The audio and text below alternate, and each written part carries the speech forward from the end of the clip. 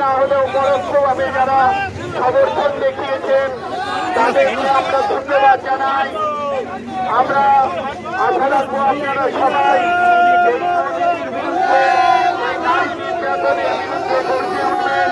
এবং আগামী দিনে আপনারা আমাদের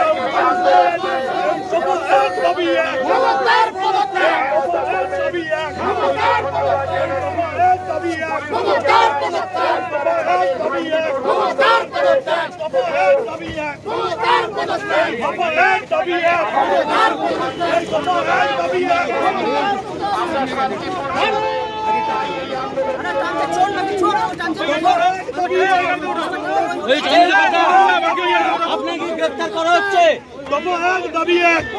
কি বলবেন? গ্রেফতার করা হচ্ছে, গ্রেফতার করছে, গ্রেফতার করছে পুলিশ। আমরা গ্রেফতার বরণ করবো। নির্যাতিতার বিরুদ্ধে আমাদের লড়াই চলছে, আমাদের লড়াই চলবে। বাংলার মুখ্যমন্ত্রী মমতা বন্দ্যোপাধ্যায় বাংলার মুখ্যমন্ত্রী হওয়ার আগে ব্যক্তি মমতা বন্দ্যোপাধ্যায় বাংলার মানুষের জন্য যে লড়াইটা লড়েছেন 2009 সাল থেকে 11 সাল, আমরা সেই মমতা বন্দ্যোপাধ্যায়ের পক্ষে আমাদের আজকে আন্দোলন। আজকে মমতা বন্দ্যোপাধ্যায় নির্যাতিতার পরিবারকে সমর্থন দিয়ে যে আন্দোলন করছেন, আমরা মমতা ব্যানার্জির পক্ষে আন্দোলন করছি। ব্যক্তি মমতা যে আন্দোলনের ডাক দিয়েছে, আমরা পুলিশ মন্ত্রী মমতা, স্বাস্থ্যমন্ত্রী মমতা, মুখ্যমন্ত্রী মমতার পদত্যাগ দাবি করছি আমরা আজকের লড়াই থেকে। আর আমাদের দাবি এক, দফা এক, মুখ্যমন্ত্রীর পদত্যাগ। এই দাবিতে আমাদের আজকে আন্দোলন। কারণ 15 তারিখে রাজ্যের মাননীয় মুখ্যমন্ত্রী তার শান্তি বাহিনীকে দিয়ে, লুম্পেন বাহিনীকে দিয়ে, বিশেষ সম্প্রদায়ের মানুষদেরকে দিয়ে যেভাবে আরজি করের এমার্জেন্সি থেকে শুরু করে এবং সমস্ত তথ্য মুছে ফেলার জন্য এক শ্রেণীর মমতা বন্দ্যোপাধ্যায়ের শান্তি বাহিনী, লুঙ্গি বাহিনীরা শুধুমাত্র একটা কথা বুঝতে পারেনি যে 3rd ফ্লোর আর 3য় তলা, এই দুটো কথার ইনস্ট্রাকশন মুখ্যমন্ত্রীর না বোঝার কারণে শুধুমাত্র যে রুমে আমাদের অভয়া ধর্ষিতা হয়েছেন সেই রুমটাকে ভাঙচুর করতে পারেনি, শুধু কোডটা না বুঝতে পারার কারণে। আমরা চাই মাননীয় মুখ্যমন্ত্রী 15 তারিখ জাতীয় পতাকা উত্তোলন করেছেন রেড রোডে দাঁড়িয়ে, আজকে উনি পদত্যাগ করুন। এ রাজ্য শান্ত হবে।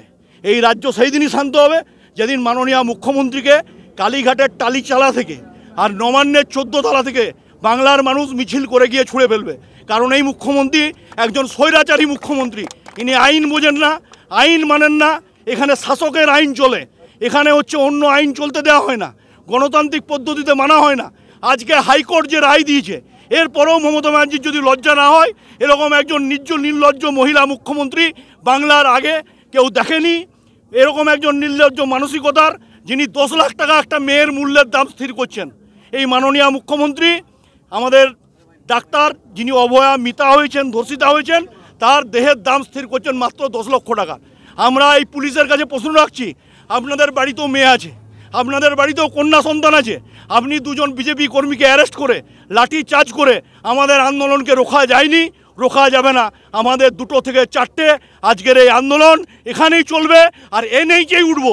যত ক্ষমতা আছে পুলিশের, কেস দেখ, লাঠি চালাক, গুলি চালাক, আমরা কি করে পুলিশকে জব্দ করতে হয় সেটা আমাদের জানা আছে। আমরা